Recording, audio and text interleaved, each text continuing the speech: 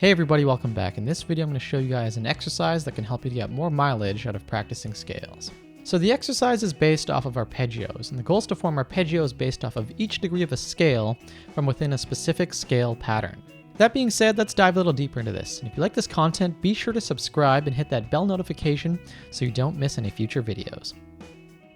Alright, what we're going to do is take a scale pattern and form diatonic arpeggios based off of each note in the scale until we run out of notes in the given pattern. For example, let's take a major scale pattern that looks like this, which is based off the note C.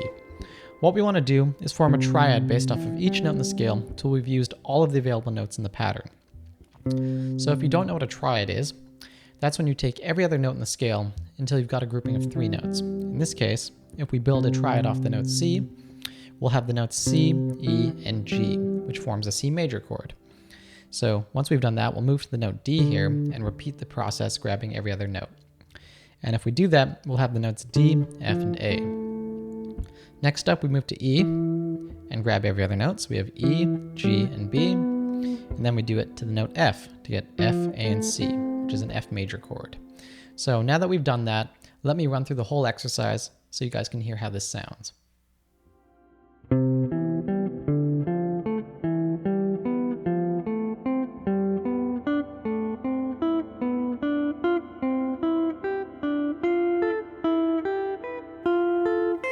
Descending.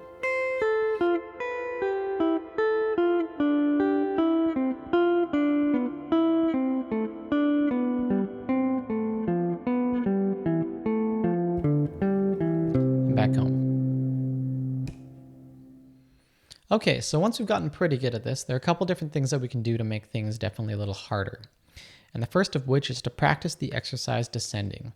So for those who usually do this kind of thing, I can imagine that they're inclined to want to go from the low string up to the high string. And if you do that, it'll form a habit. And we want to break out of habits just so that we can play in different kinds of musical contexts. So yeah, practice it descending so that you can kind of work out different kinds of skills there too. Anyways, another thing that you could try would be to work out these diatonic arpeggios on other scale patterns. So for example, if I had a scale pattern like this, I could try to work out my diatonic arpeggios here too. So we'd have something like,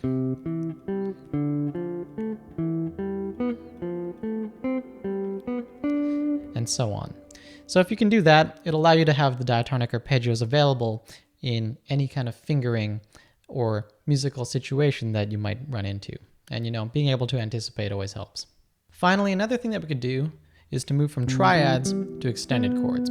So all we have to do is take our scale pattern and grab every other note until we have 4 notes, giving us a 7th chord. So let's try this based off of that first major scale pattern that we looked at earlier. We'll have something like this.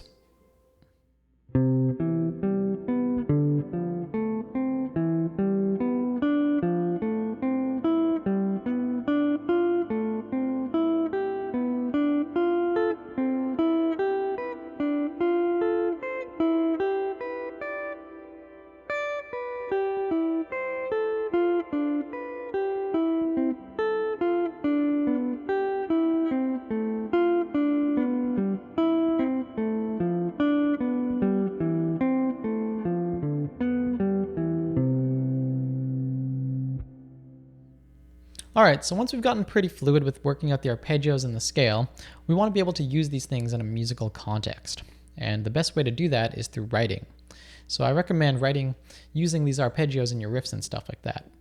As an example, I wrote a riff recently which just uses this little major 7 staircase thing here. And it's really short and just sounds like.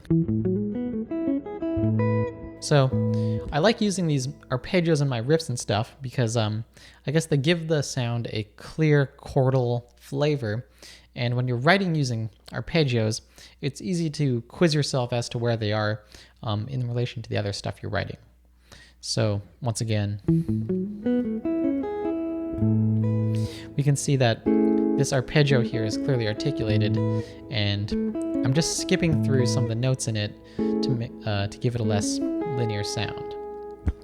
So yeah, use it in your writing. And for the next thing, I recommend using these arpeggios in an improv context. So one thing you can do is just turn on a metronome and just practice soloing, basically using these arpeggios in even say a jazz way.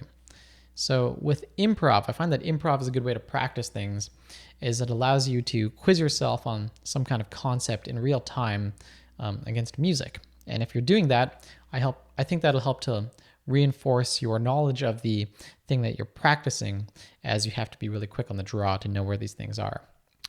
Also, it can help with your fingering, and it can just help you to kind of discover some new sounds that maybe you haven't heard or thought of connecting before.